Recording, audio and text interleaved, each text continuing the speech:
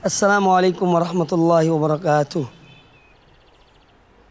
Innal hamdalillah nahmaduhu wa nasta'inuhu wa nastaghfiruh wa na'udzu billahi min shururi anfusina wa min sayyiati a'malina. May yahdihillahu fala mudilla lahu wa man yudlil fala hadiyalah. Wa asyhadu an la ilaha illallah wahdahu la syarikalah wa asyhadu anna Muhammadan abduhu wa rasuluh. Alhamdulillah, senantiasa kita panjatkan puja dan puji syukur kepada Allah Subhanahu wa Ta'ala atas nikmat iman dan Islam, nikmat taufik, hidayah dan inayah dari Allah Subhanahu wa Ta'ala, sehingga kita diberikan ilmu yang bermanfaat untuk mengenal manhaj yang hak, untuk mengenal manhaj yang benar, yang bersumber dari Al-Quran dan hadis-hadis Rasulullah Sallallahu Alaihi Wasallam, sesuai dengan apa yang dijalani dan dipahami oleh para salaf pendahulu kita yang soleh rahimahumullah ta'ala. Ada sebuah wasiat yang sering disampaikan oleh para salaf kepada para ulama-ulama di kalangan salaf pada saat itu, di kalangan para fuqaha, sebagaimana dikatakan oleh Abdullah bin Aun rahimahullah ta'ala. Beliau mengatakan bahwa para salaf saling mewasiati 3 hal. Yang pertama, man aslaha sariratahu aslahallahu alaniyatah. Barang siapa yang senantiasa memperbaiki hal-hal yang tersembunyi pada dirinya, niscaya Allah akan memperbaiki apa yang tampak pada dirinya. Wa man aslaha ma bainahu wa bainallah aslahallahu ma bainahu wa bainan nas. Dan barang siapa yang senantiasa memperbaiki hubungannya dengan Allah, niscaya Allah akan memperbaiki hubungannya dengan manusia. Wa man amila lil akhirati kafahullahu dunya. Dan barang siapa yang beramal untuk akhirat, niscaya Allah akan mencukupi dunianya. Kaum muslimin rahimakumullah, di dalam wasiat ini sungguh berarti. Wasiat yang pertama, barang siapa yang senantiasa memperbaiki hal-hal yang tersembunyi dalam dirinya, niscaya Allah akan memperbaiki apa yang tampak pada dirinya. Ini merupakan wasiat agar kita senantiasa memperbaiki hati kita, niat-niat kita, keikhlasan kita dalam beramal, ketakwaan kita kepada Allah Subhanahu wa Ta'ala, maka Allah akan memperbaiki apa yang tampak pada diri kita. Allah akan memperbaiki perbuatan-perbuatan kita. Allah akan memperbaiki akhlak dan moral kita. Allah akan memperbaiki muamalah kita kepada manusia. Karena dan memperbaiki hati dan memperbaiki niat-niat kita, keikhlasan kita, ketakwaan kita, maka Allah Ta'ala akan memperbaiki apa yang tampak pada diri kita. Kemudian wasiat yang kedua yang disampaikan oleh mereka para salaf adalah man aslaha ma bainahu wa bainallah aslahallahu ma bainahu wa bainan nas. Barang siapa yang senantiasa memperbaiki hubungannya dengan Allah, niscaya Allah akan memperbaiki hubungannya dengan manusia.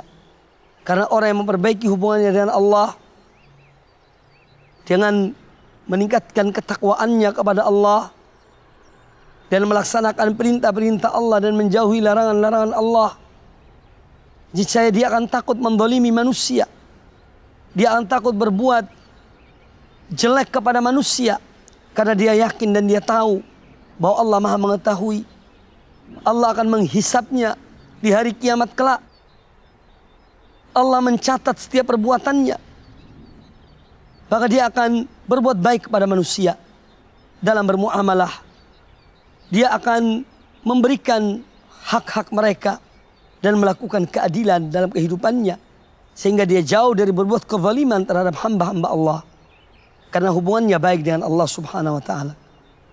Oleh karena itu, apapun yang kita lihat dalam kehidupan manusia, dari kehidupan orang-orang yang selalu berbuat zalim, dan kezaliman kepada manusia, ini salah satu pertanda bahwa hubungannya dengan Allah adalah hubungan yang kurang baik.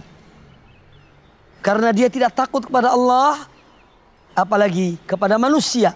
Sehingga dia berbuat kezaliman kepada manusia dan mengambil hak-hak mereka, mendolimi mereka, berlaku tidak adil terhadap mereka.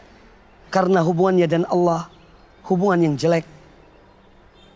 Kemudian wasiat yang ketiga yang disampaikan oleh para salaf rahimahumullah, yaitu man amila lil akhirati kafahullahu dunya. Barang siapa yang beramal untuk akhirat, maka Allah akan memberikan kecukupan padanya bagi dunianya. Orang yang hidup di dunia ini, dan terutama adalah orang-orang yang beriman, kehidupan mereka adalah untuk akhirat. Dunia mereka jadikan sebagai tempat untuk melintasi, sebagai jembatan untuk melintasi dunia ini menuju kepada negeri akhirat yang menjadi idaman bagi orang-orang mukmin dan orang beriman. Maka dari itu bagi orang beriman, dunia adalah tempat beristirahat sejenak. Dunia sebagai mazra'atul akhirah, tempat untuk bercocok tanam yang hasilnya akan dipanen di akhirat kelak. Nah, orang yang demikian keadaannya, yang meyakini akan kehidupan akhirat yang kekal, yang mengharapkan rahmat dan kasih sayang Allah, mengharapkan cinta dan keridhaan Allah di akhirat kelak, maka mereka akan beramal untuk akhirat. Dunia ini sebagai tempat mereka lalui, yang akan mereka tinggalkan. Maka dari itu ibadah mereka, amal-amal kebaikan yang mereka lakukan, semuanya adalah dengan tujuan untuk mendapatkan akhirat yang gemilang. Nah, orang yang demikian keadaannya, Allah akan memberikan kecukupan kepadanya. Allah akan memberikan kekayaan dalam dirinya. Allah akan memberikan kepadanya dunia ini karena tujuannya adalah akhirat. Maka orang yang bertujuan akhirat, dunia akan terlampaui baginya. Tetapi orang yang tujuannya hanya dunia, maka dia tidak akan mendapatkan akhirat itu. Semoga Allah Ta'ala menjadikan kita di antara hamba-hambanya yang senantiasa menjadikan akhirat sebagai tujuan kita, akhirat sebagai idaman kita, untuk mendapatkan cinta Allah, mendapatkan ridho Allah, dan mendapatkan apa-apa yang dijanjikan oleh Allah Subhanahu wa Ta'ala. Semoga wasiat-wasiat salaf yang kita dengar tadi menggugah hati kita untuk selalu meningkatkan iman kita, ketakwaan kita, keikhlasan kita kepada Allah Ta'ala. Demikian pula meningkatkan perbuatan baik dalam bermuamalah dengan manusia, dan agar kita benar-benar meresapi tentang kehidupan dunia yang hanya sementara ini dan tidak menjadikan dunia sebagai tujuan. Aqulu qouli hadza wallahu ta'ala a'lam.